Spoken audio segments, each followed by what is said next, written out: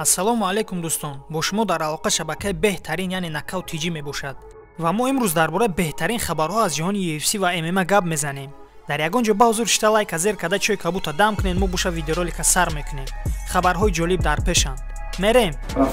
оғоз мекунем аз вохӯрии ситораи инстаграми тоҷик Абдурозиқ. дирӯз дар шаҳри Дубай дар маросими кушодашавии чизум бурак бургер Абдурозиқ бо ҳамроҳии дигар блогерони шинохтаи Абу-Даби иштирок карданд ва ҳамчунин дар ин ҷо мураббии Ҳабиб Нурмагомедов Хавер Мендес ҳузур дошт. Хавер Мендес дар саҳифаи расмии инстаграми худ ана ҳамин наворро нашр карда чунин нависонд: ман ба кушодашавии бургерхонаи нави Бурак Оздемир дар Сансет Бич рафтам ва дар он ҷо бо рақиби Ҳасбулла яъне Абдурозиқ вохӯрдам. мо дар Бурак бургер оштӣ шудем. вақте ки ман гуфтам ки мураббии Ҳасбулла ҳастам, фикр кардам ӯ маро зарба мезанад. айни ҳол дӯстӣ, бургерҳои Бурак риштаи дӯстиро мепайвандад. Yeah, Hasbullah too. My trainer, Hasbullah. You okay? We friends, right? No, okay. No! I friend.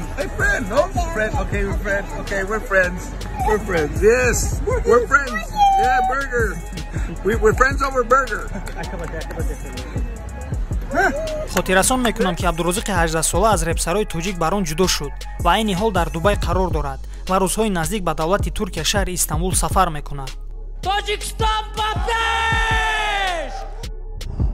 ҷанговари бебохти қазоқ Шавкат Раҳмонов ки дар ҳисоби худ ду ғалабаи дар ташкилоти UFC дорад, фикру андешаҳои худро оиди муҳорибаи ӯ бар зидди ситораи вазни ниммиёнаи ташкилоти UFC Ҳамза Чимаев дар мусоҳиба бо журналисти рус Игор Лазорин гуфт: ҳар рӯз ба ман менависанд ки ту кай бо Чимаев ҷанг мекунӣ, шикан ӯро. ман мегӯям интизор шавед, сарусима нашавед, вақту соат фаро мерасад ва мо ҷанг мекунем.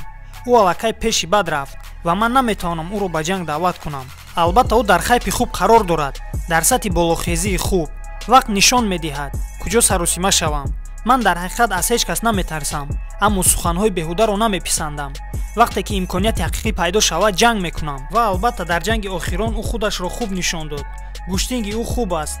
дар бораи зарбазанӣ ӯ намедонам. айни ҳол ӯ зарбазании худро нишон намедиҳад, дарҳол бо қапиши пой мегузарад. ман мехостам ӯро дар ҳолати росто ҷанг карданашро бубинам. бо зарба ҷавоб додан ва мубориза бурдан ана ин шавқовар аст. фикр мекунам ӯ якду набарди дигар мегузаронад ва баъд барои камарбанд мубориза мебарад. хотиррасон мекунам ки Шавкат Раҳмонов аз ҳамсояи кишвари Қазоқистон мебошад ва муҳорибаи навбатии худро 5 феврал бар зидди шаҳрванди Гаяна Карлсон Харрис баргузор мекунад. айни ҳол аз тарафи Ҳамзат ба тарафи Шавкат ҷавоб нест.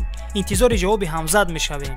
ва дӯстон, ногуфта намонад, агар муҳориба миёни Ҳамзат Чимаев ва Шавкат Раҳмонов баргузор шавад, ба фикри шумо кӣ ғолиб мешавад? ҷавоби худро дар комментария нависед. ман шахсан худам мехонам. Дастин Порье фикр намекунад ки пас аз муҳорибаи титулӣ бо Чарлз Оливейра дараҷаи вазни худро иваз кунад. ман нақшаи анҷом додани корномаи варзишии худро надорам. ман 32 солаам ва ман худамро хуб ҳис мекунам. ман аз ин роҳатеро ба худ мегирам ва ман шояд ба вазни боло гузариш кунам. шояд ки ман ба вазни ниммиёна гузариш кунам. рости гап, мақсади ман муборизаи муваффақ барои муҳофизати камарбанд нест. ман намедонам. мебинем чӣ гап мешавад. ман бо ин рӯз зиндагонӣ мекунам. ман рӯзи ояндаро дида наметавонам. ҳамаи ин дар ҳақиқат вуҷуд надорад. то он даме ки муҳориба 11 декабр баргузор нашавад ва то он даме ки дасти маро набардоранд, аввалин дараҷа ман бояд ин корро анҷом диҳам. баъдан мо метавонем дар ин бора сари ин масъала суҳбат кунем.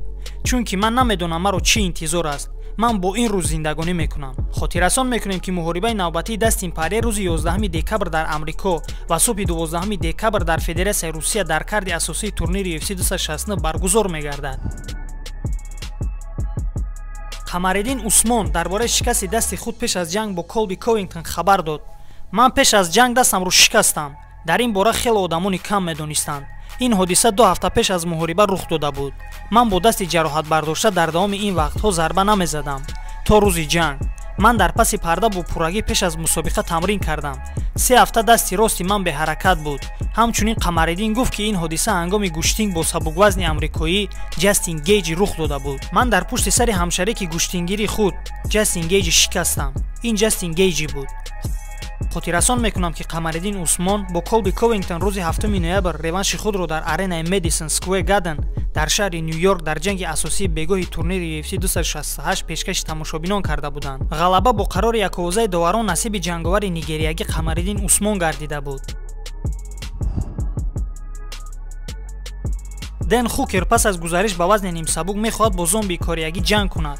ин ҳамон нафаре мебошад ки ман мехостам бо ӯ дар як қафас бошам. ман бешубҳа бар зидди зомби меҷангидам. намедонам дар ин бора одамон чӣ фикр мекунанд. бигзор дар ин бора гап зананд, аммо ман бо ду достони худ барои мубориза бо зомби кореягӣ розӣ мешавам. Дэн Хукер дар бораи гузариш ба вазни нимсабук 2 рӯз пеш хабар дода буд. зомби 34-солаи кореягӣ дар моҳи июн корномаи варзишии худро пас аз шикаст бар зидди Брайан Артега ҷанг карда барқарор кард. дар ин муҳориба ӯ бо қарори яковозаи доварон Дэн Иге ғалабаро ба даст оварда буд. аз Дэн Хукери 31-сола бошад 3 шикасти худро дар моҳи октябр дар корномаи варзишии худ сабт кард, ки ин ҳам шикаст бо усули Кимура аз тарафи Ислам Махачев буд. дӯстон, вақтҳои охир фаъолнокӣ лайку комментария суст ба назар мерасад. барои меҳнатҳои моро дастгирӣ кардан мо аз шумо танҳо лайк мондану комментария навистанро талаб мекунем. агар хабарҳои ҷолибро ҳар рӯз интизор бошед, пас лайк мондану комментария навистанро фаромӯш накунед. ва ногуфта намонад, дар видеои навбатӣ дар бораи кадом варзишгар ба шумо маълумот омода кунем. номи варзишгарро дар комментария нависед ва мо ҳатман маълумот пешкаш мекунем. раҳмат ки видеоролика то охирша тамошо кардем. худатонро дар ҳавои сардӣ эҳтиёт кунед ва доимо бо шабакаи Накаут тиҷӣ бошед, чунки ҳама рӯза хабарҳои ҷолибро мо пешкаши шумо мегардонем. хайр. Ay Tojikiston, Hamadan Salom, Mardoy Loi, Bachoy Tojik, Ay Tojikiston, Hamadan Salom.